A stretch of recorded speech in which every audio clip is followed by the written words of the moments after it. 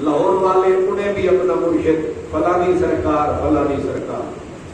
اور وہ چل جاتا ہے ان کا دھندا. جب یہاں یہ عالم ہے وہاں تو پورے منصوبے کے ساتھ.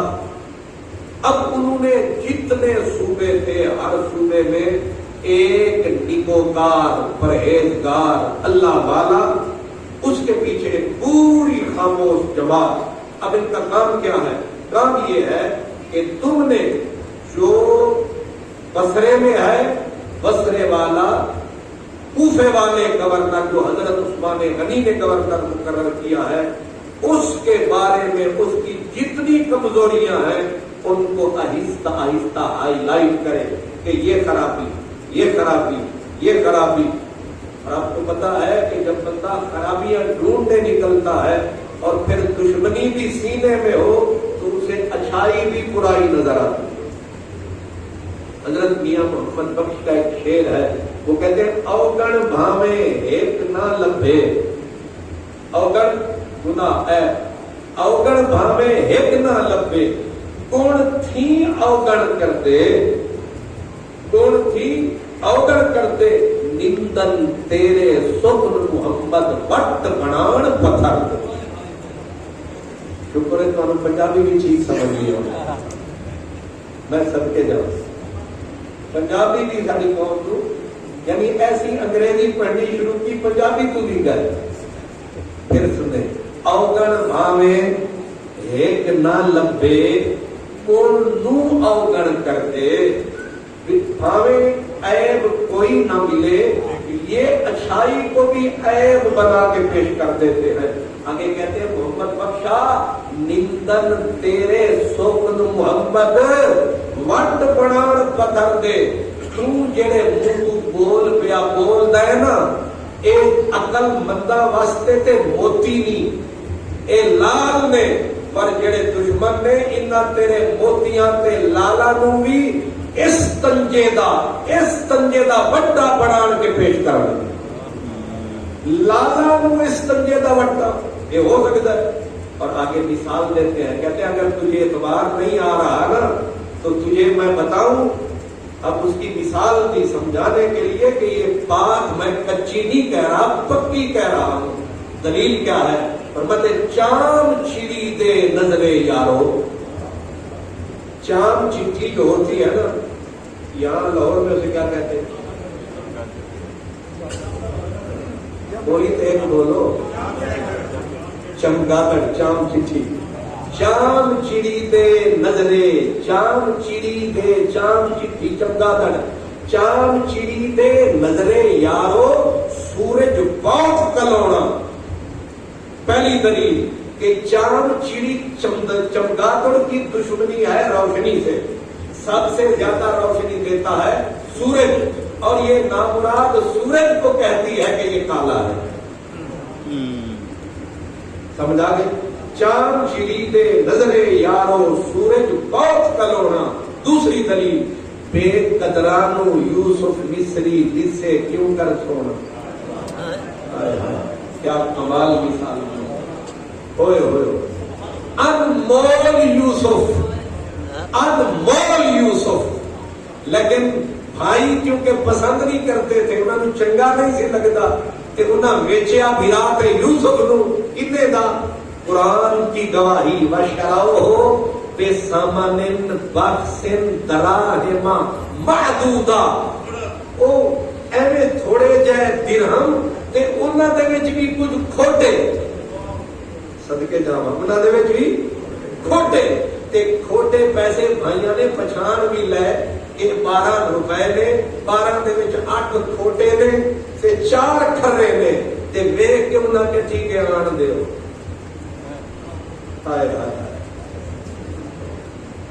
یہاں سے پتا چلتا ہے کہ جب رقابت اور دشمنی پیدا ہو جاتی ہے تو یوسف بک جاتا ہے مصر کے بازار میں. یہیں سے عثمان غنی کے بارے میں پتا چلتا ہے کہ جنہوں نے انگلیاں اٹھائیں عثمان میں یہ ہے، یہ ہے. اب وہ بھی سن لیں، بخاری شریف کی حدیث ہے. ایک بندہ مصر سے چلا آیا حجاز مقدس. اب کتنے جری تھے یہ ظالم کتنے، یہ مبلغین، یہ سکالر جو حضرت عثمان غنی کے خلاف ظاہر پھیلا رہے تھے، کتنے جرأت مند بے باک تھے، گھس جاتے، آ کے کعبے میں بیٹھ گئے، مسجد نبوی میں بیٹھ گئے، پھر کسی کہمے نہیں، حضرت عبداللہ ابن عمر بن خطاب رضی اللہ تعالیٰ، ایک مصری مبلغ، وہی جو میں بتا رہا ہوں، وہ آیا، اس نے آ کے حضرت عبداللہ بن عمر سے کہا ایک تواڈے نال گل کرنی ہے، تسی شیخ ہو عرب دے؟ لوگوں نے کہا ہاں ہاں شیخ ہے، حضرت عمر فاروق کے بیٹے ہیں، اب ان سے بڑا شیخ کون ہوگا؟ تو اس نے جب پہلے ہی پکا کر لیا کہ چھوٹا آدمی نہیں ہے، سب سے بڑا آدمی، بڑے آدمیوں میں بڑا آدمی، اس نے کہا اے تانوں پتہ ہے عثمان دیاں خرابیاں دا؟ اتنی بڑی جرت، وہ بھی حجاز مقدس میں، حکومت کس کی؟ حضرت عثمان کی، انہی کی حکومت میں حجاز میں بیٹھ کے اب وہ حضرت عثمان غنی کی عیب گنوا رہا ہے، کہنے لگا اے دسو کہ جدوں جنگ بدر ہوئی سی عثمان دے وچ شامل ہے سی؟ حضرت عبداللہ بن عمر نے کہا نہیں۔ پہلی تسلی اس کو ہو گئی کہ پہلا جڑا کیلے اے فٹ ہو گیا، پہلا تیر نشانے تھے، ان السہم قد بلغ المقتل۔ بھائی بات بھی ٹھیک ہے، حضرت عثمان غنی جنگ بدر میں شریک نہیں تھے، آپ نے کہا نہیں تھے، خوش ہوا۔ اس نے کہا جنگ احد ہوئی تو جو لوگ وہاں سے بھاگ گئے تھے ان میں عثمان شامل تھا۔ حضرت عبداللہ بن عمر نے اس کے لفظ کو بھی پی گئے، لفظ اس نے غلط بولا، آپ نے کہا جی ہاں وہ وہاں نہیں تھے۔ اس کو اور تسلی ہو گئی، دوسرا تیر بھی نشانے پہ لگ گیا۔ اب تیسری اس نے بات کہی، کہا جب صلح حدیبیہ ہو رہی تھی مکہ شریف کے قریب، وہ شجرہ درخت کے نیچے، اس میں بھی عثمان غیر حاضر تھا۔ آپ نے فرمایا جی ہاں وہاں بھی غیر حاضر تھا۔ اب اس نے سمجھا کہ میں جیت گیا، میں نے عثمان کو ہر بحاث پہ اس کے اندر جتنے عیب مجھے بتائے گئے وہ ثابت ہو گئے، اور شیخ عرب نے اسے مان لیا ہے، میں فاتح ہو کے جانے لگا۔ اب اس نے نعرہ مارا، اس نے کہا اللہ اکبر۔ آپ سمجھ رہے ہیں؟ اس نے مارا نعرہ اللہ اکبر، مطلب یہ ہے کہ عثمان ادھر سے بھاگا، عثمان جنگ بدر میں نہیں ہے، عثمان یہاں نہیں ہے۔ تو اس نے کہا یہ اس قابل ہے کہ اس سلطنت کا یہ حاکم بنے؟ اتنی خرابیاں، اتنے عیب اس میں، اور شیخ عرب مان رہا ہے۔ حضرت سیدنا عبداللہ بن عمر نے یہاں سے پکڑ لیا، فرمایا آدھی بات کر کے بھاگ نہیں، اب پوری سن کے جا۔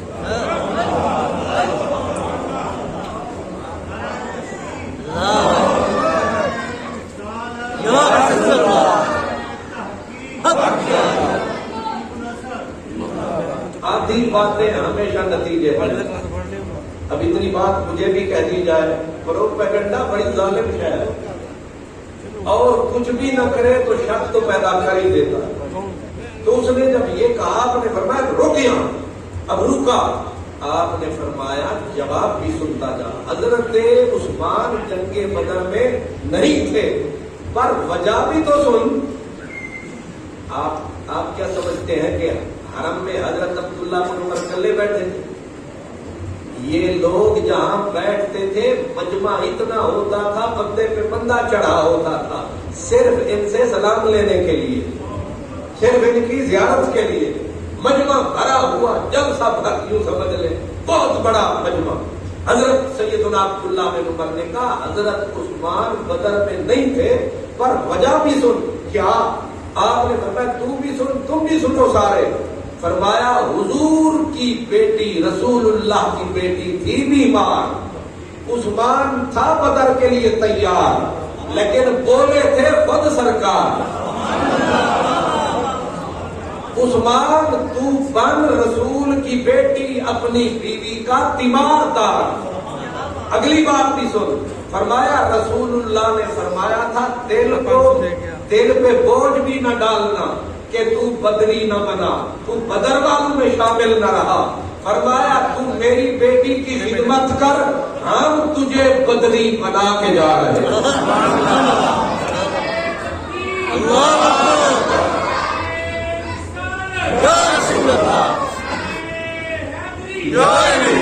قیامت کے دن بدر والے جو تاج سر پہ رکھ کے اٹھیں گے تو انہی میں سے اٹھے گا۔ ایک بات ذرا غور رکھنا۔ دوسرا، صرف یہ نہیں کہ ہم نے تجھے، وہ کہتے ہیں نا آنریری، یہ آنر نہیں دے رہا ہے تجھے کہ صرف بدریوں میں شامل کر رہے ہیں۔ جب بدر کا مال غنیمت مدینے میں آیا ہے تو سرکار نے ہر بدری کے مقابلے میں حضرت عثمان غنی کو پورا حصہ بھی عطا کیا۔ عملاً کہا کہ عملاً آپ اس میں شامل ہیں۔ اس سے یہ، آپ مجھے یہ بتائیں، میں آپ سے ایک سوال کر رہا ہوں، مجھے یہ بتائیں، ایک بندہ نماز نہ پڑھے، مثلا میں پچھلا جمعہ میں اگلا آنے والا جمعہ نہ پڑھوں، کوئی طاقت ہے کہ جو اس جمعے کو میرے کھاتے میں لکھ دے؟ آج بندہ کرے ہی نہیں، اور جہاد بھی ایک مرتبہ بدر ہوئی، پھر تو بدر نہیں ہوئی، تو اب بدر میں بندہ شامل ہی نہیں۔ دنیا کی کوئی طاقت بتائے کہ بندہ عمل کرتا نہیں لیکن وہ عمل لکھ دیا جائے، یا تو یہ بتائیں کہ حضور نے اللہ سے اجازت مانگی تھی لکھا کہ نہ لکھنا؟ نہیں سمجھ آ رہی؟ یہ ہے کہ نبی خدا کا کامل نائب ہوتا ہے، اس کے پاس پورا اختیار ہوتا ہے کہ جس کو چاہے داخل کر دے، جس کو چاہے خارج کر دے۔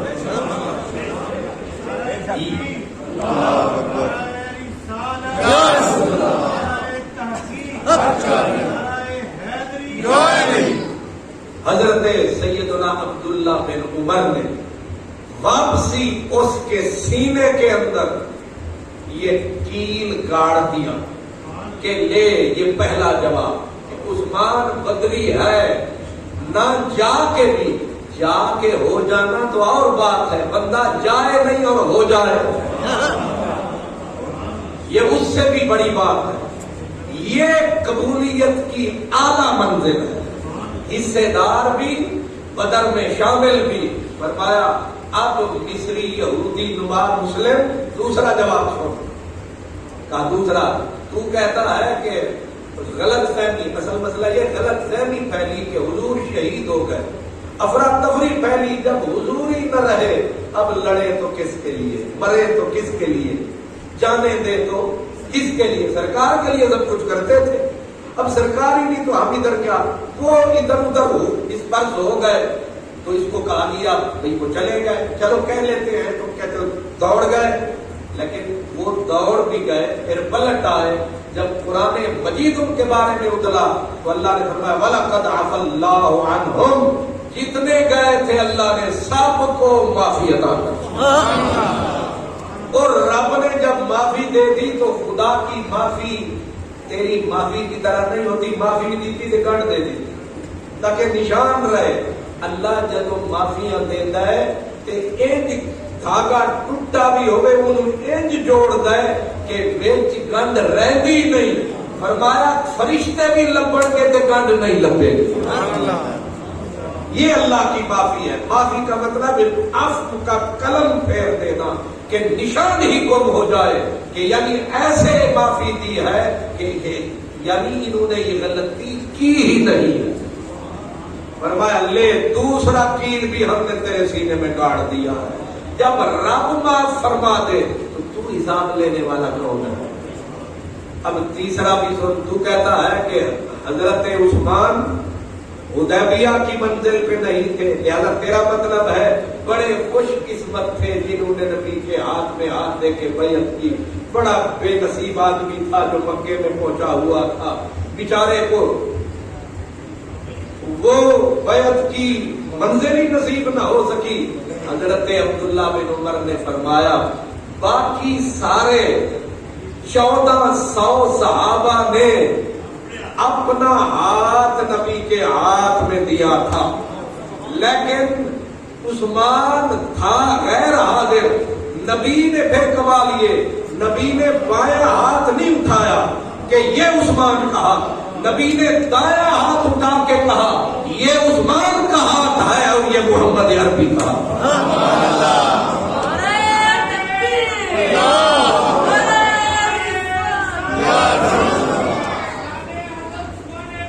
زندہ باد. آپ مجھے بتائیں، سجا سجا ہوتا ہے کھبا. اب حضور چاہتے، اب آپ سمجھدار ہیں، ذرا سمجھے بھی، حضور جب بیعت لے رہے تھے تو بیعت بائیں ہاتھ سے نہیں لے رہے تھے. اور کیفیت میں آپ کو کئی مرتبہ بتا چکا ہوں، کیفیت بیعت لینے کی کیا تھی؟ یوں تھی، یہاں حضرت عمر نے ہاتھ رکھا ہوا تھا، حضور کا ہاتھ یہاں تھا، اور جو بیعت کرنے آتا تھا وہ نیچے آ کے، کیونکہ یہ بھی ادب کے خلاف تھا کہ حضور کا ہاتھ نیچے ہوتا اور بیعت کرتا. اب حضور کا ہاتھ اوپر، جان دینے کی بیعت کرنے والے نیچے ہاتھ رکھتے. اب چاہیے یہ تھا، آسان طریقہ یہی تھا کہ حضور بایاں ہاتھ اٹھاتے، یہی تھا نا، یہاں رکھ کے، بالکل یہی طریقہ تھا اور یہی معمول تھا جو چل رہا تھا. لیکن معمول توڑا رسول نے اور عمر کا ہاتھ نیچے کیا، پیچھے کا ہاتھ، اور حضرت عثمان غنی کے لیے ہاتھ اوپر کیا تھا. رسالے دیکھے اور بولا، کہا ہذا ید عثمان.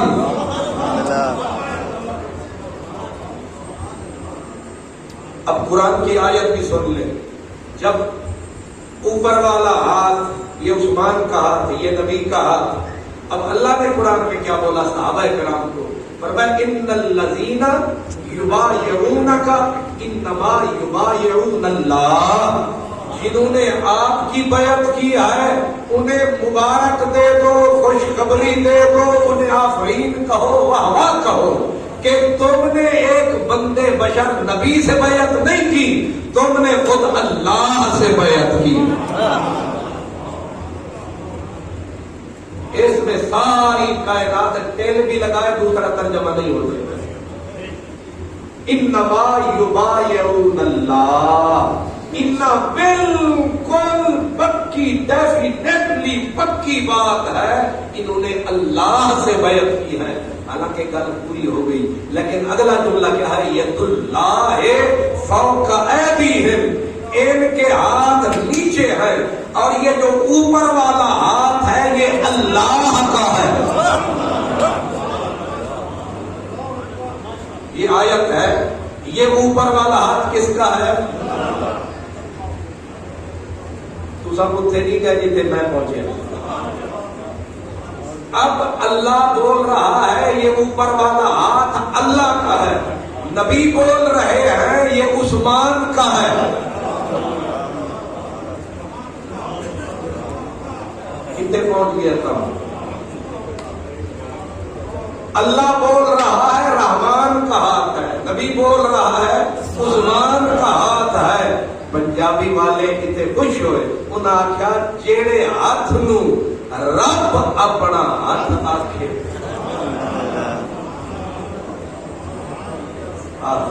جیڑے یا جیدے ہاتھ نو رب اپنا ہاتھ آکھے ہوے کافر جیڑا وقت آکھے. یہ کیا شان ہے. اسی ہاتھ کو قدرت نے عزت بخشی کہ امت کے لیے آج جو قرآن ہم اور آپ پڑھ رہے ہیں یہ کارنامہ حضرت ابو بکر کا نہیں ہے، یہ حضرت عمر کا نہیں ہے، یہ کارنامہ عثمانی ہے. یہ قرآن بھی عثمان کی نشانی ہے. اللہ، یہ ہاتھ اللہ نے بولا یہ ہاتھ اللہ کا، نبی نے بولا یہ عثمان کا ہاتھ ہے. اور عثمان نے حالانکہ وہ مکے میں تھے لاج رکھی ہاتھ کی، سنو گے چوب جائیں گے. حضرت عثمان غنی فرما جب آخری وقت تھا آپ نے فرمایا الحمدللہ، 34 سال کی عمر تھی غالباً جب حضور کے ہاتھ میں ہاتھ دیا تھا، اسلام قبول کیا تھا. تو فرماتے ہیں جس دن سے حضور کے ہاتھ میں دایاں ہاتھ دیا ہے، اس ہاتھ کو نجاست اور پلیدی نے نہیں چھوا ہے. 82 سال کی عمر ہو گئی ہے. نہیں سمجھے؟ اتنے سال پلید جگہ پہ یہ ہاتھ لگنے ہی نہیں دیا. کیوں؟ کہا کہ یار دے ہاتھ میں ہاتھ دیتا ہوں. یہ عظمت، یہ شان، یہ تقدس، یہ طہارت، یہ عثمان غنی کو حاصل. اس لیے حضرت عبداللہ بن عمر نے فرمایا تو جسے عیب بنا رہا ہے وہ تو عثمان کی سب سے بڑی عظمت ہے. 3 اس نے عیب نکالے تھے. اب آپ سارے سمجھدار ہیں، اللہ کی قسم سے مجھے بتائیں یہ عیب ہے یا خوبیاں ہیں؟ خوبیاں ہیں. لیکن مصری بدبختوں نے یہ کیا بنا کے پیش کی؟ اوگن بھاوے ایک نہ لپھے گوڑ نو اوگن کر دے، اندن تیرے سخن محمد بٹ بڑان پتھر دے، چاند چڑی دے نظرے یارو سورج پوچھ کلونا، بے قدرانو یوسف مصری دسے کیوں کر سونا.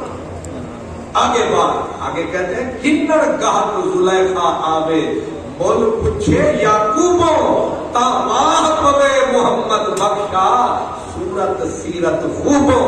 عثمان کی شان کوفے کے غداروں سے، بصرے کے مکاروں سے، مصر کے عیاروں سے نہ پوچھ، مدینے کے سرداروں سے.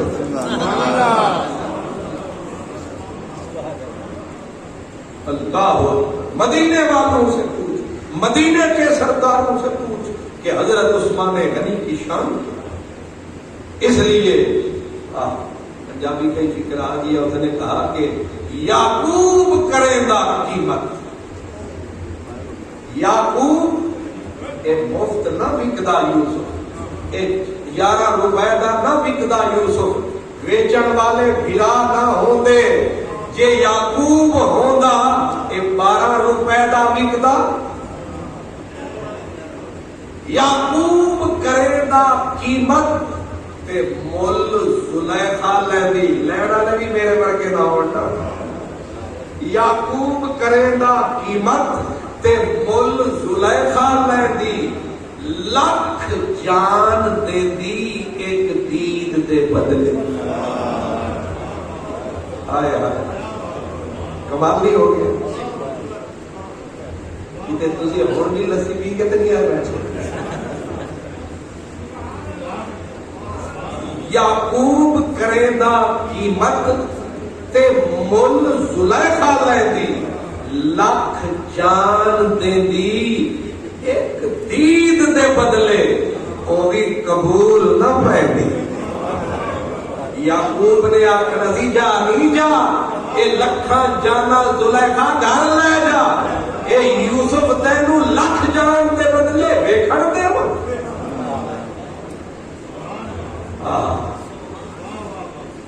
آنکھ، اور جب آنکھوں کا فرق ہوتا ہے بڑے بڑوں کا بیڑا فرق ہوتا ہے. اب اس کا بھی آپ کو بتا دوں، جن کے دل میں قدر نہیں تھی ان کو یوسف دکھائی نہیں دیا، جس کے دل میں قدر تھی. اب ذرا تھوڑا سا بیدار ہو کے یہ سمجھنا ہے. حضرت یوسف کو بھائی ملنے گئے مصر میں، آمنے سامنے ملاقات ہو رہی ہے اور انہیں 150% پکا پتہ ہے مصر کا بادشاہ سامنے ہے یا بھرا سامنے ہے. نہیں پہچان سکے. سامنے بیٹھ کے، یہ آپ سمجھ گئے نا، سامنے بیٹھ کے نہیں پہچان سکے. وہ یہی سمجھ رہے ہیں کہ مصر کا عزیز مصر سامنے بیٹھا ہے. سامنے بھائی بیٹھے پہچان نہیں سکے. بھائی کرتا یوسف کا لے کے چلے، حضرت یعقوب کنان میں اور بچوں کو اکٹھا کر کے بہوؤں کو کہنے لگے انی لاجد ریحا یوسفا، جے مینو پاگل پاگل نہ آکھو، مینو یوسف دیاں خوشبوواں پیاں ہوندیاں۔ ہائے ہائے سامنے بیٹھیاں نو بندہ نظر نہیں پیا ہوندا، یعقوب بیٹھا کنان وچ انہوں خوشبوواں اتھے پیاں ہوندیاں نے۔ چکر کیے مفسرین کہتے ہیں اصل وجہ یہ ہے انہیں پیار نہیں، سامنے والا نظر نہیں آ رہا، جسے پیار ہے اسے 300 میل پہ خوشبو آ رہی ہے۔ میں دل میں پیار پیدا کر پھر صحابہ کو سو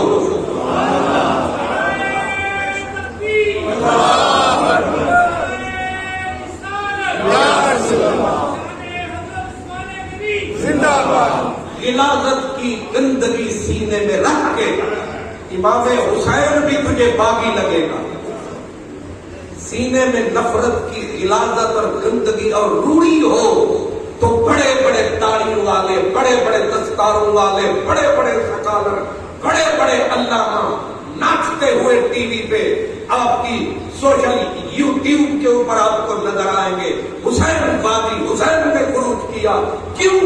اصل میں یہ یوسف کے بھائی ہیں، یوسف کا بھائی نہ بن، یعقوب بن، پھر مجھے پتا چلے گا یوسف کا حکم کیا ہے۔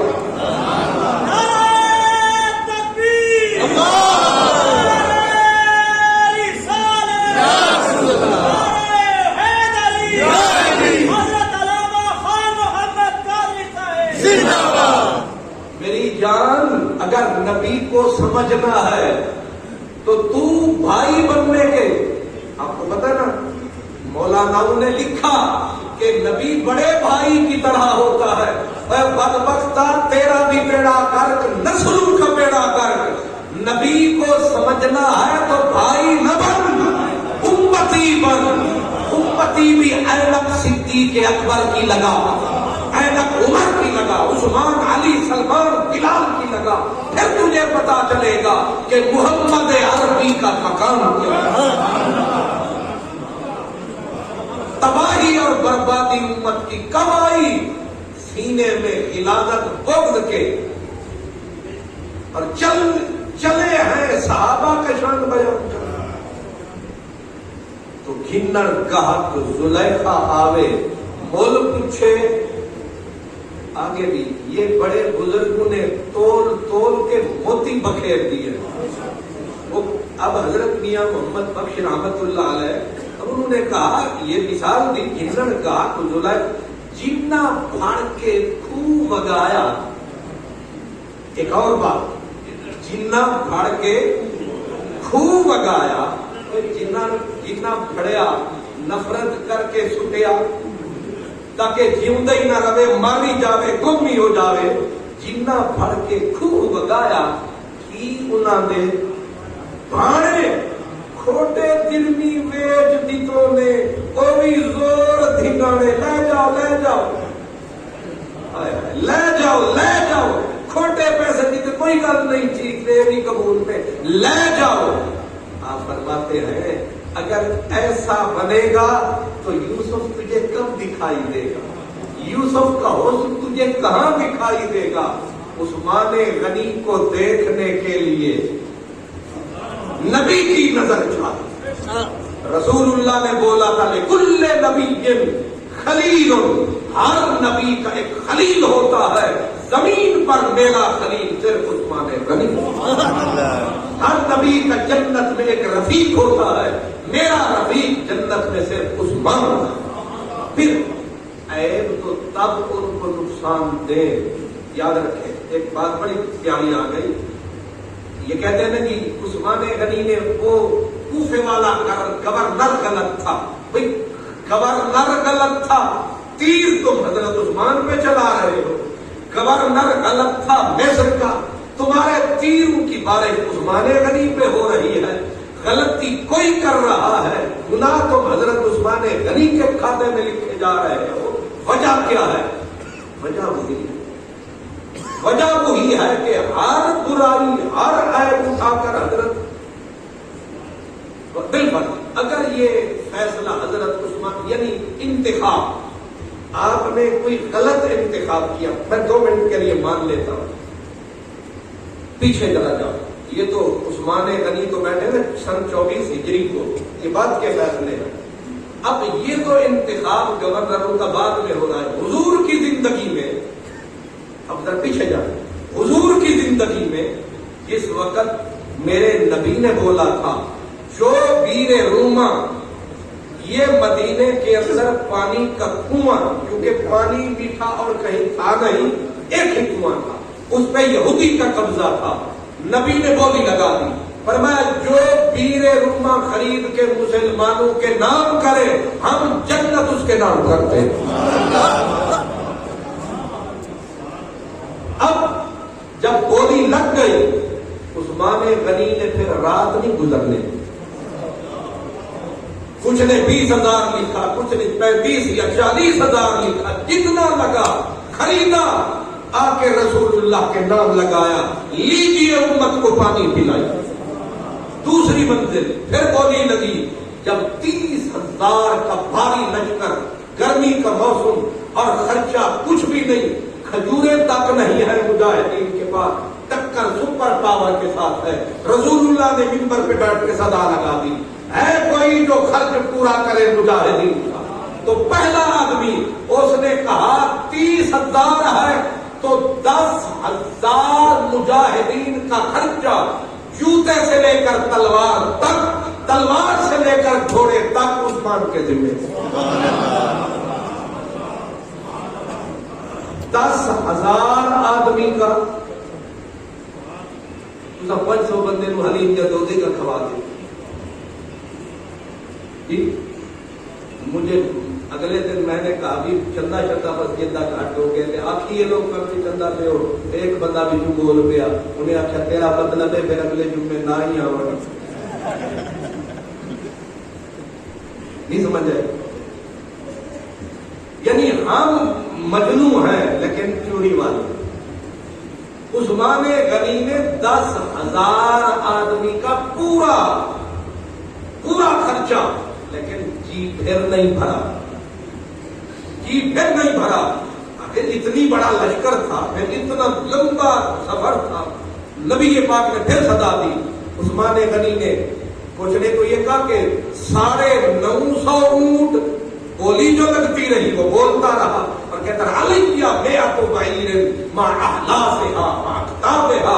پہلی گولی پہ حضرت عثمان نے کہنے لگے 100 اونٹ، بمائے پلان، بمائے سامان، پھر 300 اونٹ، یہاں تک کہ لکھا ہے کہ 1,500، کچھ نے 950، پھر 70 گھوڑا، لیکن پھر بھی نہیں بھرا۔ پھر گئے گھر، پورا توڑا جو تجارت کے لیے بھرا ہوا تھا پیسوں سے، اٹھا کے اس کا منہ کھولا اور کڑ کڑ تڑ تڑ کی آواز آئی۔ اب نبی کریم نے بھی پھر ڈال کے نا اس ڈھیر میں پیسوں کے، اس وقت نوٹ نہیں تچڑویاں ہے نا، ایسے حضور نے اچھال کے کہا اور جو مرضیاں بھی کم پیا کر، نہیں سمجھا؟ یہ جملہ کہنے کے لیے میں نے بات کی، جو مرضیاں بھی پیا کر، میں محمد ضامن ہوں۔ مطلب کیا ہے کہ رب رسول تیرے اوپر پہرا دیں گے، تجھ سے کوئی غلطی ہونے نہیں۔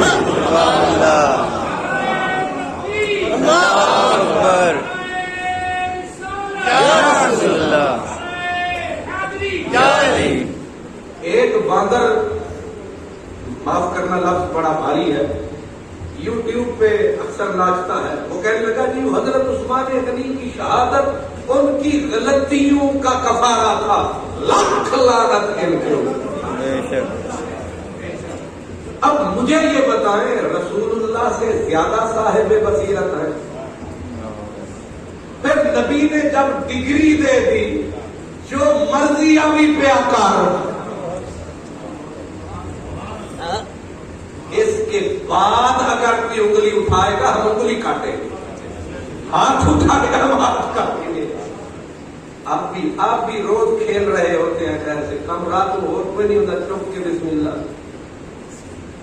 جیڑا آیا پھر چھوڑے شک دیکھ کاٹے سویرے اٹھے قادری صاحب یہ مسئلہ کی ایک ہی میں ہر دفعہ آپ کو کہتا ہوں ایک کو امام بناؤ تے پکا بناؤ تے پیٹا بناؤ اور بڑے کام نے دنیا کے اندر سجدے کرو اللہ اللہ کرو درود پڑھو تے چپ کر کے قبر اتر جاؤ سکتے ہیں روز نما امام روز نما بلوانا اج میں فلانا سنیا اج میں فلانا سنیا پر در در دی دھر دھر نالو ہو جا ایک در سجنا دے دروازے اتے محکم بالفرض آپ مجھے مانتے ہیں مجھے مان لیں کل رگڑا لگے تو مینو لگے گا سانو نہیں لگتا تھی چپ کر کے ٹر جاؤ اللہ اکبر یا رسول اللہ آپ کیا آ رہی زندہ باد آپ نے غور فرمایا جس کو رسول یہ ڈگری دے اب میں نے یہ کہا کہ اب کیا ایک الزام لگے گورنر غلط منتخب کیے اگلا الزام کیا لگایا یہی مصری کوفے والے اپنے نام مرادوں کے وہ وجوہات جو میں عرض کر رہا تھا یہ بھی ایک وجہ بنی وہاں سے جتھے ٹولیاں اٹھی ایک ٹولی نے پھر اپنے اپنی پسند بنا لی مصریوں نے حضرت مولا علی کو اپنا آئیڈیل بنا لیا حکومت حضرت عثمان کی آئیڈیل بنا لیا حضرت مولا علی کو اب کیا چاہا کہ ہمارا مولا علی ہمارے خلیفہ ہونے چاہیے بصرے والے اٹھے انہوں نے کہا ہمارا خلیفہ تو ہونا چاہیے حضرت زبیر کو کوفے والے اٹھے انہوں نے کہا ہمارا خلیفہ ہونا چاہیے حضرت طلحہ کو اب اپنے اپنے جب ایک امام بنا لیا بھول گئے اس بات کو کہ رسول اللہ نے فرمایا تھا جب ہم نے اپنا امام کالے حبشی کو بھی بنا لیا ہے پھر یہی امام ہے ابو بکر بھی اسی کے ساتھ دوڑے اسامہ تھے نا اسامہ کالے سیاہ تھے حضرت اسامہ رضی اللہ تعالیٰ عنہ کالے حبشی تھے عمر تھوڑی تھی شکل بھی ویسی تھی لیکن جب بنا دیے تو حضرت سیدنا عمر اٹھ کے انہیں سلام کیا کرتے تھے اور کہتے تھے السلام علیکہ یا امیر المومنین اور یاد رکھیں جس وقت یہ اعتراضات اب بہت سارے رہ جائیں گے میں نے مجموعہ پیش کر دیا ہے کہ یہ اعتراضات جنہوں نے غلط گورنر منتخب کیے اور چھوٹے چھوٹے اعتراض مثلا آپ حیران ہوں گے حضرت عثمان غنی حج کے بگے گئے آپ نے مقام مینا پہ نمازیں پڑھتے ہیں نا مینا میں عرفات میں تو لوگوں نے پڑھی دو رکعتیں حضرت عثمان نے پڑھی 4 رکعتیں طوفان اٹھا دیا مکے سے لے کر مصر تک مراکش تک دوڑ پڑ گئی عثمان نے ایک بڑی بدعت کی ہے عثمان نے بڑا جرم کیا ہے یہاں تک کہ مولا علی کا دروازہ پیٹنے لگے جا کے اتنا بڑا ظلم یہ کوئی خلیفہ ہے یہ 4 رکعت پوری پڑھتا ہے حالانکہ نبی پاک نے 2 رکعت پڑھی اب آپ مجھے بتائیں اگر کہیں میں غلطی سے 2 کی 4 پڑھوں یا 4 بالفرض ہو سکتا ہے یا کوئی اور معاملہ ہے طوفان ہی بنا کھڑا کرتے اب اس بات پہ بھی انہوں نے اس کو بھی ایک اعتراض بنایا کہ یہ بندہ خلافت کے اہل نہیں کیا جرم کیا ہے مقام مینا پہ اس نے رکعتیں 4 پڑھی ہے اب مولا علی کا دروازہ پیٹا مولا علی باہر آئے فرمانے لگے کیا مصیبت پڑ گئی ہے اب یہ سارے گروپ کٹے آپ نے فرمایا کیا مسئلہ ہے کہنے لگے معذور کرو عثمان کو فرمایا ایسے معذور کر دے تو غلطی بتاؤ کہنے لگے عثمان نے آپ کو پتا ہے وہ حج کے موقع پر اس نے 4 رکعت پڑھی ہے آپ نے فرمایا 4 رکعت اس لیے پڑھی ہیں آپ نے وہاں قیام کی نیت کر لی تھی اور جو 15 دن کی قیام کی نیت کر لے وہ 4 ہی پڑھ سکتا ہے مسئلہ صرف اتنی طوفان اٹھا دیا یہ سارے پیالیے انج دے طوفان ہے دھنڈا شیطان کوئی گل اوگن بھاوے اپن جڑے امام دے خلاف ہو جاتی ہے نا تے پھر اٹھ کے ذرا کپڑا جی تھوڑا جا کھینچ دے نا پیچھے تے ذرا سیدھا کر لو پھر چاچا اللہ دین کو دے اوتے بھی اکھ لائی پڑا ہوندا ہے ادے امام صاحب نے کل دیکھا ادھر دے ہاتھ یہ حرکت کثیرہ ہو گئی. کیا کھیچتے کھچڑ گئے صدقے جائیے اپنی شلوار ہمیں لے کے تھلے گٹیا تو بھی پیرا تک جا پڑا وہ اتنے کوئی نظر نہیں. امام دی شلوار گٹے تو تھلے آئی نہیں تے پوری آبادی خلاف تھی نہیں.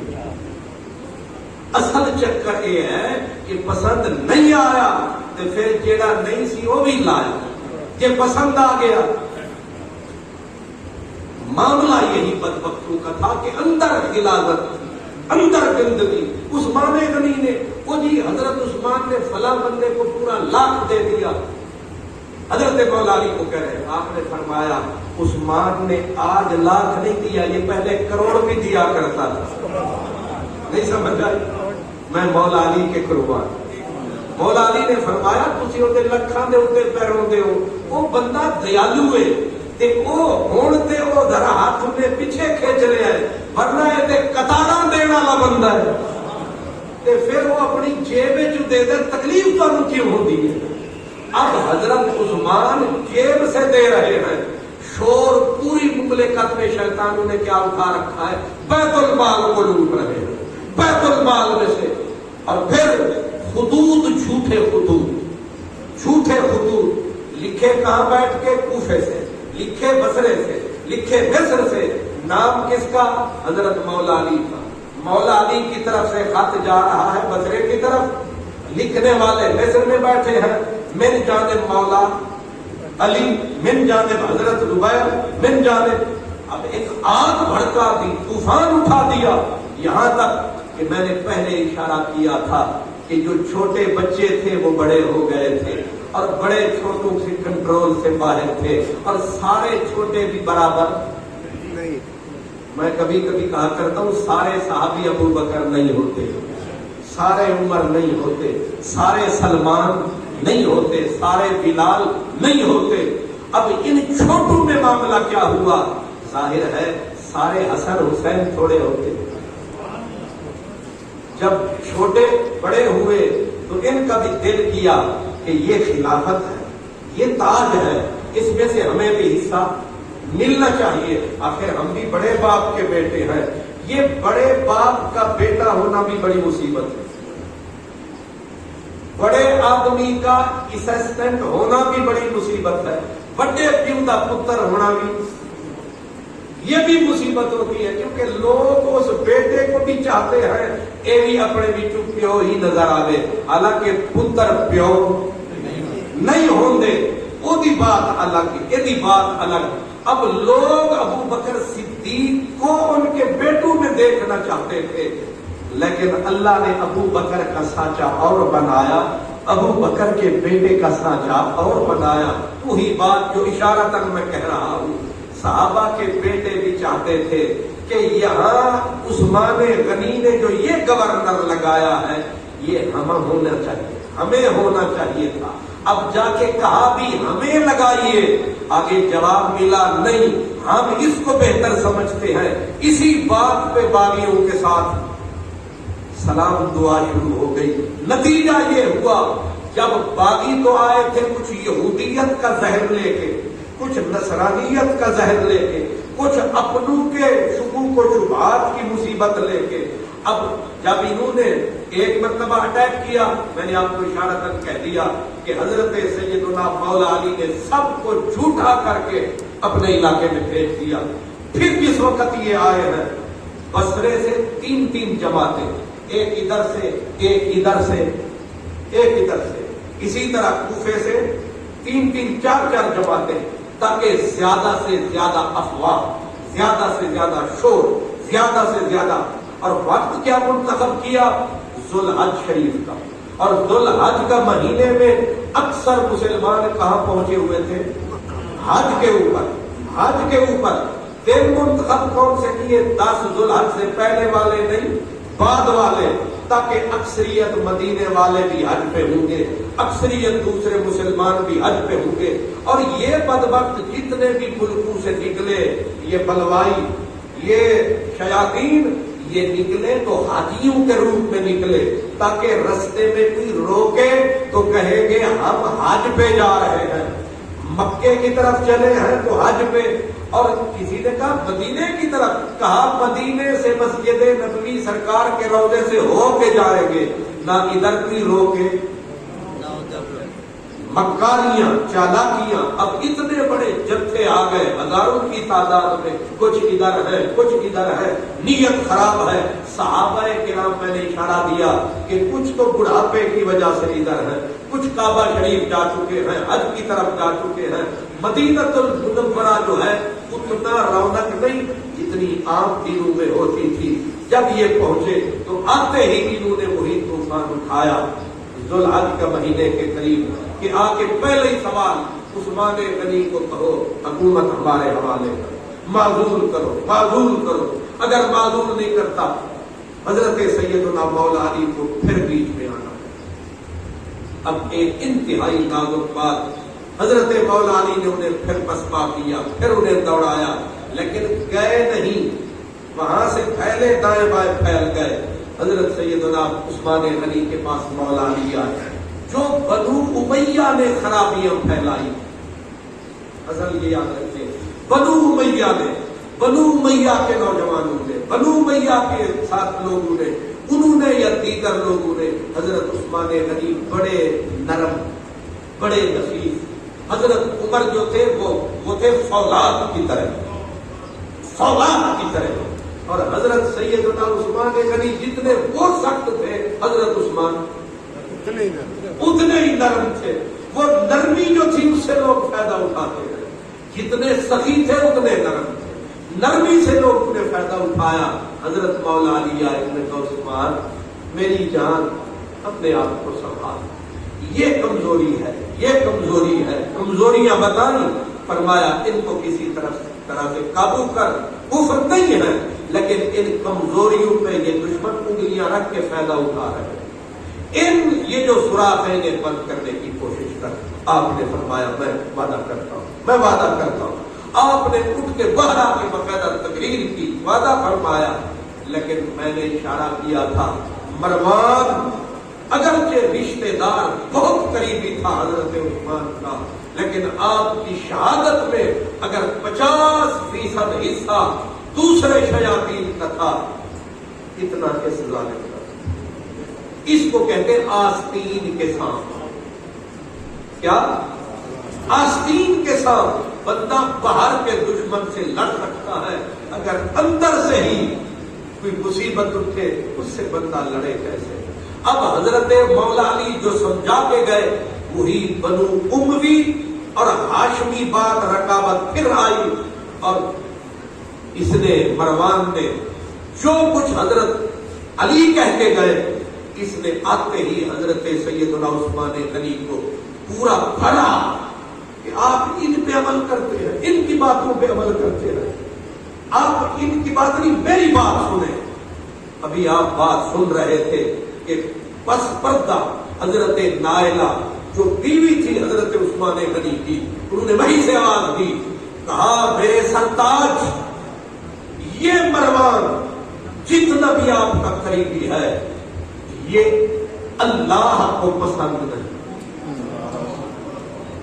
بڑا جملہ ہے، یہ اللہ کو پسند نہیں ہے، اور میرے سرتاج جو کچھ مولا علی کہہ کے گئے ہیں، وہ آپ کے بھائی ہیں، وہ صحیح کہہ کے گئے ہیں، اگر آپ نے ان کی بات نہ مانی تو یہ مروان آپ کو تلوار کی دھار تک پہنچا دے۔ بیوی سے زیادہ خیر خواہ اور ہوتا ہے، یہ آپ کو قتل گاہ تک پہنچا دے گا، مقتل تک پہنچا دے گا۔ اس کی بات سنیے، بیوی نے جرأت کی، اس کے سامنے کہہ دیا۔ اب اس ظالم نے کہا یہ عورت ہے، اس کی بات سنو۔ بیوی نے کہا خبردار۔ حضرت عثمان غنی نے بھی کہا مروان زبان بند رکھ، لیکن بات جو ڈال دی تھی، بات آئی گئی ہو گئی، بات خلق ملق ہو گئی، پورا عمل نہ ہو سکا۔ نتیجہ یہ ہوا کہ یہ آستین کا سانپ اس نے زہر اڑیلنا شروع کر دیا۔ اب جو بات اینڈ پہ ہم آ گئے، اس ظالم نے کیا کیا؟ آگ تو پہلے لگی ہوئی تھی، صرف تیلی کی ضرورت تھی۔ چونکہ تھوڑا تو میں نے عرض کیا تیلی کی ضرورت تھی، اس نے کیا کیا؟ تو مشہور واقعہ ہے، جس وقت آئے وہ مصر کے لوگ، کوفے کے لوگ، سب نے اپنے مطالبات پیش کیے، حضرت مولا علی نے بھی اشارہ دیا کہ عثمان وقتی طور پر جھک جاؤ، آپ نے فرمایا ٹھیک ہے، ہم مصر کا جو ہے گورنر، وزیر اعلیٰ ہم محمد بن ابو بکر کو بنا دیتے، کیونکہ ان کی خواہش تھی، ان کی یہ کمزوری خواہش تھی، مجھے بناؤ ورنہ میں، آج کل بھی کہتے ہیں نا کہ ورنہ میں دوسری جماعت ٹوٹ جاؤں، ورنہ آسان ادھر ٹوٹ جاؤں۔ آپ تو روزانہ ماشاءاللہ آپ سے زیادہ کون بہتر جانتے، سبحان اللہ، روزانہ جو ہم تماشے دیکھ رہے ہیں، ممبروں سے لے کر وزیروں، وزیروں سے لے کر جماعتوں تک، دھمکیاں، ہم ان سے مل جائیں گے، پر میں چلو محمد بن ابی بکر کو، نوجوان ہے، بڑی خواہشیں ہیں، اور ساتھ ساتھ یہ ملا ہوا بھی ہے دائیں بائیں، فتنے کو دباؤ، کسی کو بناؤ۔ اب یہ جس وقت بنا، ادھر آگ لگ گئی مروانیوں کو، ایک کو سنبھالا، دوسرا کنٹرول سے باہر، اس ظالم نے اس سے بڑا بلنڈر کیا، اس نے لیا خط لکھا، خط میں لکھا کہ محمد بن ابو بکر آ رہا ہے، تو لکھا مصر کے گورنر کو آتے ہی اس کی گردن اڑا دو، اس کے ساتھ والوں کو پابا جولا کر دو، ان کو زندہ میں ڈال دو۔ اتنا خطرناک قسم کا خط لکھ کے نیچے اس نے مہر لگائی، کس کی؟ حضرت اس بدبخت کے پاس مہر ہوتی تھی، یہ منشی تھا، منشی ہوتے، یہ اس ظالم نے مہر لگائی، اور پھر سواری کس کی؟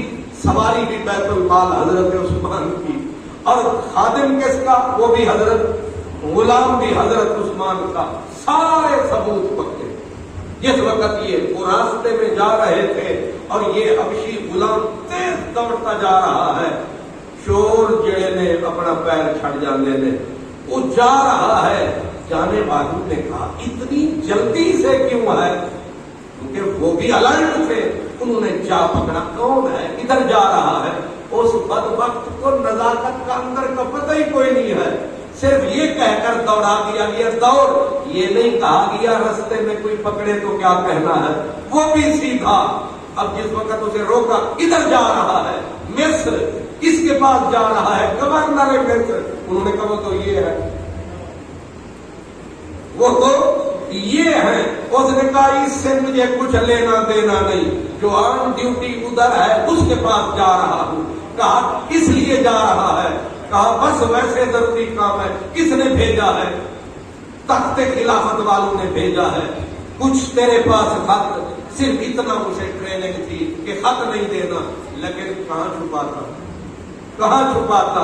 انہوں نے مارا ہاتھ، مشکیزے کو کھولا، بیچ میں خط میں لکھا ہے محمد بن ابو بکر کی گردن اتار۔ اس سے بڑا ظلم اور کیا ہوگا؟ طوفان برپا ہوا، اب سارے کے سارے خط لیا، گواہوں کے وہاں انگوٹھے لگوائے، واپس پہنچے، اور پھر تو طوفان مدینے میں آیا۔ انقلاب کہے، قصاص کہے، جو جملہ کہے، نعرے لگ رہے ہیں۔ حضرت سیدنا عثمان غنی نے کہا علی کو بولو، علی کو بلاؤ۔ مولا علی کو جا کے لوگوں نے کہا اب باہر آؤ۔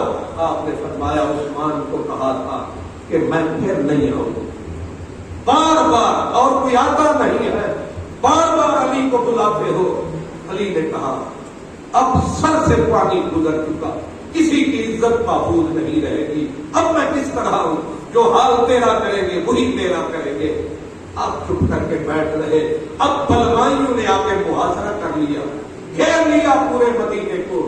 وہ حج والے حج پہ ام المومنین حضرت عائشہ صدیقہ حالات جو پہلے ہوئے ان کو دیکھ کے مکے چلی گئی کہ عزت نہیں بچے گی، بیوی بھی چلی گئی۔ اب جب ماں نے خطرہ محسوس کیا، آپ اندازہ کر سکتے ہیں کہ حالات کیا۔ ام المومنین بھی مکے چلی گئی، حالات اتنے نازک۔ حضرت ام حبیبہ ام المومنین، انہوں نے جب دیکھا محاصرہ ہو چکا، اب پانی بند کیا جا رہا ہے، عثمان غنی کو پیاسا رکھا جا رہا ہے، بیوی نے جرأت کر کے اونٹنی پہ بیٹھی اور خادماؤں کو ساتھ لیا، خدام کو ساتھ لیا، اور اعلان ہوا باقاعدہ ہٹ جاؤ رسول اللہ کی زوجہ پاک آ رہی ہیں، لیکن بے حیاؤں نے یہ بھی نہ دیکھا رسول اللہ کی زوجہ پاک، انہوں نے اٹھائے نیزے سواری کو مارے، اور سواری ایسی بک کی، بی بی گرتے گرتے بچی، عزت بچا کے گھر پہنچ گئی۔ یہاں تک جب بے حیائی کا طوفان اٹھا، اب بیچ میں آتا تو کون آتا؟ یہاں تک معاملہ ذوالحج کا مہینہ 10ویں ذوالحج قریب آ گئی، اور پھر وہی طوفان۔ اب حضرت عثمان غنی کی پیاس جب بڑھی، آپ اپنے چھت پہ آئے، کہا علی کوئی ہے؟ علی کہیں آئے؟ آواز آئی علی تو نہیں ہے۔ کہا علی کو کہو کہ پانی مل سکتا ہے، پانی مل سکتا ہے۔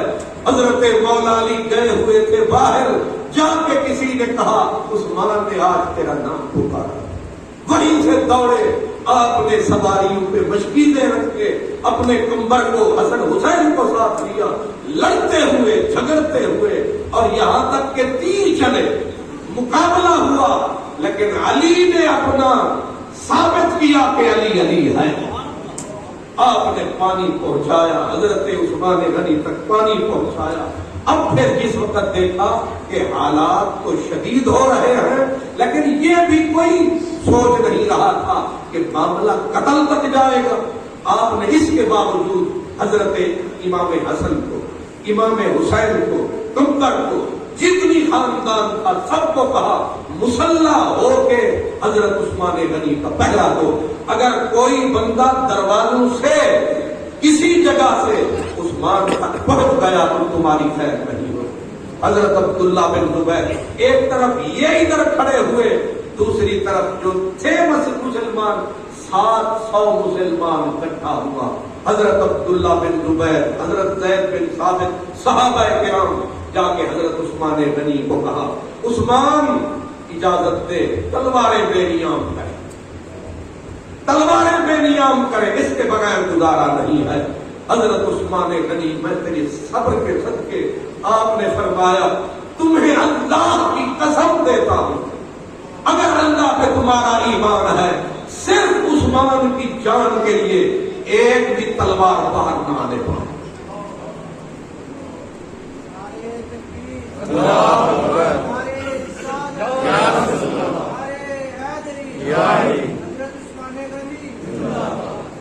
یہ وہ صبر کا معاملہ ہے جو کسی سیدنا صدیق اکبر سے لے کر قیامت تک کوئی شخص یہ صبر نہیں دکھا سکتا جو عثمان غنی نے دکھایا۔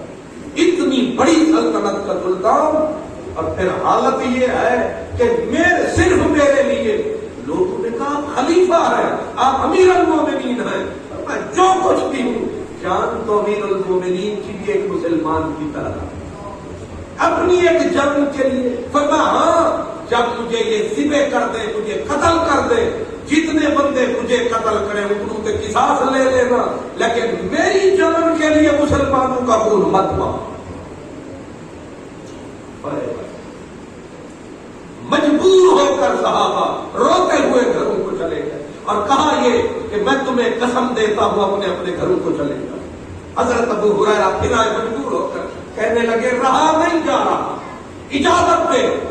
حضرت عثمان غنی نے اس سے بھی سخت جملہ کہا، فرمایا ابو ہریرہ تو یہ جوان لے کے پھر آ گیا ہے صرف عثمان کی جان بچانے کے لیے، فرمایا تو خون بہائے گا میرے نبی کے شہر میں، میرے نبی کے شہر میں تو خون بہائے گا عثمان کے لیے۔ اب جملہ سنے، آپ نے فرمایا اگر تو نے ایک بندے کا خون بہایا، یاد رکھ تو تمام انسانیت کا قاتل ہوگا، بشمول عثمان کے میرا بھی تو قاتل ہوگا۔ ایک آدمی بچانے آیا، اس کو کہہ تو ساری انسانیت کا قاتل ہوگا۔ اشارہ قرآن پاک کی طرف تھا، جس نے ایک جان کو لاکھ قتل کیا، فَكَأَنَّمَا قَتَلَ النَّاسَ جَمِيعًا، وہ پوری انسانیت کا قاتل ہے۔ یہ عظمت، یہ صبر کسی کائنات کے بندے میں سوچ بھی نہیں سکتے جو عثمان غنی نے دکھایا۔ اگرچہ حضور نے بولا تھا شہید ہوگا، شہید ہوگا، اور ان کے بارے میں بھی، لیکن اتنی ہمتی طاقت زور نہ لایا، بیٹھے بن رتن रजा का पैकर, पानी बंद हो चुका है, आपके ऊपर जुल्म हो रहा है, लेकिन आप कहते कोई मेरा पहरा न दे, जान जाती है तो जाए। एक सहाबी आए, उन्होंने ऊँटनियां ला के बाहर खड़ी कर दी एक तरफ, कहने लगे आप दीवार तोड़ेंगे, आपको ऊँटनियों पे बिठाएंगे, आप शाम चले, आप मदीने मक्के चले, छोड़े मदीना। आपने फरमाया जान बचाने के लिए मदीना छोड़ दूं? मदीने से इश्क सबने किया है, लेकिन इश्क करके उस्मान ने दिखाया। जब कहा किया कि आप जान बचेगी, खिलाफत रहे न रहे, जिंदगी है तो मामलात होते रहेंगे, लेकिन आप मदीना छोड़ दीजिए। इतना बड़ी बात कही, कहा रसूलुल्लाह की हमसायगी छोड़ दूं जान के लिए, सिर्फ जिंदगी बचाने के लिए, हुजूर का कर्ज छोड़ दूं? फरमाया जान प्यारी है, मगर जान से मदीना प्यार। फैसला कर दिया। यहां तक के 18 ज़ुल्हज आ गई, रात का वक्त था, बैठे थे इबादत करते करते, वहीं जमीन के ऊपर सो गए, उठे, फजर रोजे का वक्त जा रहा था, बीबी ने हमसायों से रात को थोड़ा पानी लिया था, कहा पानी पी लीजिए। फरमाया मैं रोजे से आपने रोजा कहां से रख लिया है? आपके पास न पीने के लिए कुछ, न खाने के लिए। फरमाया नारेला मेरे महबूब आए थे, अबू बकर भी साथ आए थे, उमर भी साथ आए थे, वो फरमा रहे थे मुकाबला करेगा तो गालिब होगा, वरना हम तेरा शाम को इफ्तार पे इंतजार करेंगे, इफ्तार पे तेरा इंतजार करेंगे। मैंने फैसला कर लिया है कि मैं रोजा इफ्तार अपने यार के साथ करूं। हजरत कसीर आए सुबह, आकर कहा अमीरुल मोमिनीन क्या हाल है? फरमाया हाल ठीक है, आज हम चले जाएंगे। कहा खुदा न करे, फरमाया वादे पक्के हो गए हैं, हम आज चले जाएंगे। हजरत अब्दुल्ला बिन सलाम आए दोपहर के वक्त, अमीरुल मोमिनीन लोगों ने पानी बंद कर दिया, ये सितम है, खुदा इनका भला न करे, अगर ऐसा हो गया तो जमीन से खून बरसेगा। आपने फरमाया अब्दुल्ला बिन सलाम हमने अपना वक्त पूरा कर लिया है, शाम तक उस्मान तुझे इस दुनिया में नजर नहीं आएगा, उस्मान चला जाएगा। कहा समझा नहीं, कहा सरकार आए थे, डोल पानी का लटकाया, पानी भी पिला गए, रोजा भी रखवा गए, इफ्तार की खुशखबरी भी सुना गए, इफ्तार की खुशखबरी भी सुना गए। शाम ढल गई, असर हो गई, आपने नमाज पढ़ी, आपने फरमाया मेरा शलवार लाओ, पजामा जिंदगी भर नहीं पहना था, आज कस के बांधा, कस के कपड़े पहने, खुशबू लगाई, कुरान मजीद उठाया, पहले नफल पढ़े, पहले नमाज असर पढ़ी, फिर आपने कुरान मजीद उठाया, उठा के सामने रखा। आज जामिउल कुरान अपने पुराने प्यारे को सामने रखकर बैठ गया, ताकि जान निकले तो जुदाई न हो, इधर जामिउल कुरान हो, इधर खुदा का कुरान। और फिर आप हैरान होंगे, जिस वक्त हमला हुआ है, दरवाजों पे हसन हुसैन जख्मी हो चुके हैं, कंबर जख्मी हो चुके, अब्दुल्ला बिन जुबैर जख्मी हो चुके। जब बलवाई हमला आवरों ने देखा कि दरवाजों पे अली की औलाद खड़ी है, अब उन जालिमों ने छुप कर दीवार से जकंद लगाई, अंदर घुसे चंद और आके सिवाय हजरत नाइला को किसी को न पाया, ऊपर हमला किया, एक ने रख के मारा खंजर कान के नीचे से गले तक उतरा, उसने बाहर खींचा, दूसरे ने सीने में मारा नेजा, तीसरा सीने के ऊपर तलवार मारी। आप पहले पीछे गिरे, उसने तलवार जो खींची तो आप उठकर दाएं भी गिर सकते थे, बाएं भी गिर सकते थे, मरने वाला पीछे गिरता है, लेकिन आपका सर गिरा तो कहां गिरा? सीधा खुले हुए कुरान। फसयक्फीकहुल्लाह वहुवस समीउल अलीम। इस आयत के ऊपर खून के फव्वारे। और फिर एक बदबख्त जिसने तलवार मारी, उसने देखा ये तो काबिले रश्क मौत है, इतनी इज्जत वाली मौत तो कायनात में किसी को नसीब ही नहीं हुई कि खुले हुए कुरान के ऊपर। एक مسلمان کے لیے اس سے بڑی معراج کیا ہے؟ جان تو سب کی جانی ہے، کوئی ایڑیاں رگڑ رہا ہے چارپائی پہ، کوئی اسپتال میں مر رہا ہے، لیکن یہ عجیب موت ہے کہ بندہ مر رہا ہے لیکن قرآن پہ سر رکھ کے مر رہا ہے، تلاوت کرتا ہوا دنیا سے جا رہا ہے۔ اس ظالم نے ٹھوکر ماری آپ کے سر کو، لیکن اس نے کہا تھا کہ سر قرآن سے الگ ہو جائے، قرآن گھوما اس کی ٹھوکر سے، لیکن قرآن پھر عثمان غنی کے چہرے سے جدا نہیں۔ حضرت نائلہ نے شور مچایا، حضرت عثمان قتل ہو گئے، شہید ہو گئے، آپ نے اس کی تلوار کو پکڑا، کھینچی اس نے تلوار، انگلیاں کٹ گئی، ان کا خون بھی نیچے، وہ باہر بھاگے، آپ کا سر قرآن کے اوپر۔ 18 ذی الحجہ عصر کی نماز ہو چکی تھی مغرب سے پہلے، اور 1 دن یا 2 دن یہ لاش اسی طرح قرآن مجید کو چومتی رہی ہے، اور پھر اچھے کوكب کے اندر آپ کو دفنایا گیا ہے، اور بے بسی اور بے کسی تھی، لیکن کائنات نے یہ دیکھا کہ جانے والا اسلام سے بھی وفا کر گیا، قرآن سے بھی وفا کر گیا، نبی کے شہر سے بھی وفا کر گیا، اور نبی نے جو فرمایا تھا اس پہ بھی 100% پورا اترا ہے۔ لیکن جنہوں نے مارا تھا آج لعنت، جتنے قاتل تھے پاگل ہو کے مرے، کوئی جزام میں مرا، کوئی کور میں مرا، لیکن عثمان غنی آج بھی زندہ، قیامت تک زندہ، اور ہمیشہ زندہ رہے گا۔ جب تک اسلام زندہ، جب تک قرآن زندہ، تب تک حضرت۔ میں نے آپ کا بہت سارا ٹائم لیا، اور مجھے یہ بھی سمجھ نہیں آئی میں نے کیا کیا باتیں آپ سے کی، لیکن مجھے میاں صاحب نے حکم کیا تھا، اور میں اللہ صاحب سے معافی بھی چاہتا ہوں اگر کوئی ایسی بات میرے منہ سے نکل گئی جس سے کسی بزرگ ہستی کی اوپر انگلی اٹھی ہو، اللہ مجھے معافی عطا فرمائے۔